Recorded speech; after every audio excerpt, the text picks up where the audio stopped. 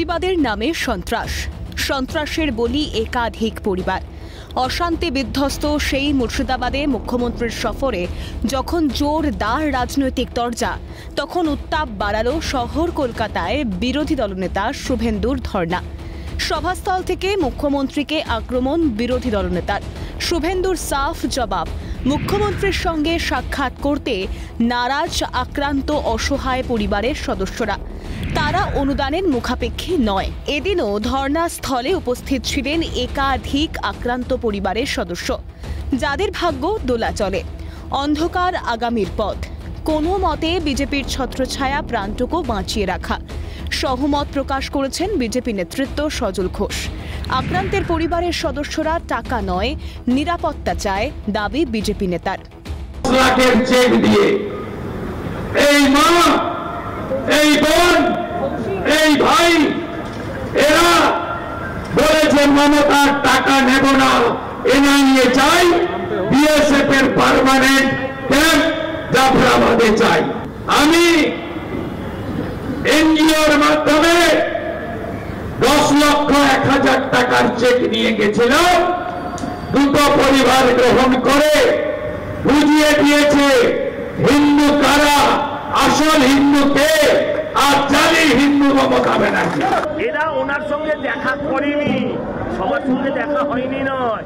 মোথাবাড়ির মানুষ, মুর্শিদাবাদের মানুষ ওর সঙ্গে দেখা করেননি। মেন হচ্ছে বিএসএফ ক্যাম্প চাই, অপরাধীদের গ্রেপ্তার চাই এবং দৃষ্টান্তমূলক শাস্তি চাই। আর কি চাহিদা থাকতে পারে? তবে রাজ্যের পুলিশের চাপে পড়ে মুর্শিদাবাদে মুখ্যমন্ত্রীর জনসভায় এদিন যেতে বাধ্য হয় কয়েকজন আক্রান্ত গ্রামবাসী। আর বাকি যারা সভাস্থলে রয়েছে তারা প্রত্যেকেই নকল আক্রান্ত। ভিড় বাড়াতে রাজ্য সরকারের এই কারসাজি বলেই মনে করছেন বিরোধী দলনেতা। তবে আক্রান্ত পরিবারের পাশে সর্বদা থাকার অঙ্গীকার গেরুয়া শিবিরের। ইতিমধ্যেই আক্রান্ত বাসিন্দাদের জন্য মানবাধিকার কমিশনের শরণাপন্ন বিজেপি। নিরাপত্তা সুনিশ্চিত করার দাবিতে জমা পড়ল ডেপুটেশনও। কর্মসূচিতে অংশ নেন বিজেপি নেতা সজল ঘোষ, কৌস্তব বাগচি সহ একাধিক বিজেপি নেতৃত্ব। 900টা পরিবার, 40 জন মাত্র মমতা ব্যানার্জির পুলিশের চাপে তৃণমূল পরিবারগুলো গেছে।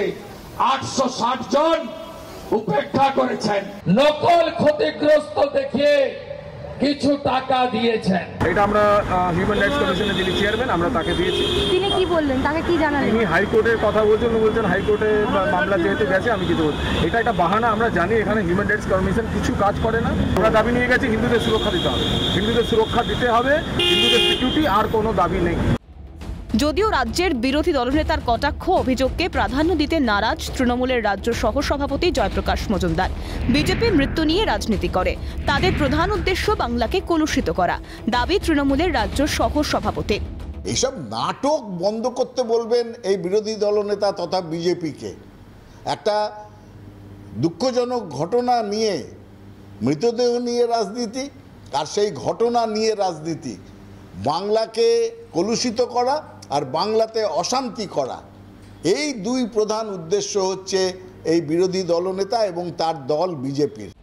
মুখ্যমন্ত্রীর সফরে হামলা বিধ্বস্ত পরিবারের আদৌ কোনো উন্নতি বা উপকার হবে কিনা সে ব্যাপারে সন্দেহ প্রকাশ করেছে বিজেপি। রাজ্য সরকারের আর্থিক অনুদান, সাহায্য বিজেপির কাছে প্রহসন। কিন্তু যাদের নিয়ে এই নিত্যদিনের রাজনৈতিক দড়ি টানাটানি, তর্ক বিতর্ক, কেমন আছে তারা? ধর্ণাস্থল থেকে বারংবার পাশে থাকার আশ্বাস গেরুয়া শিবির দিলেও প্রশ্ন থেকেই যায়, বিজেপির শেল্টার, আইনি সুরক্ষা, এটাই কি তাদের ভবিতব্য?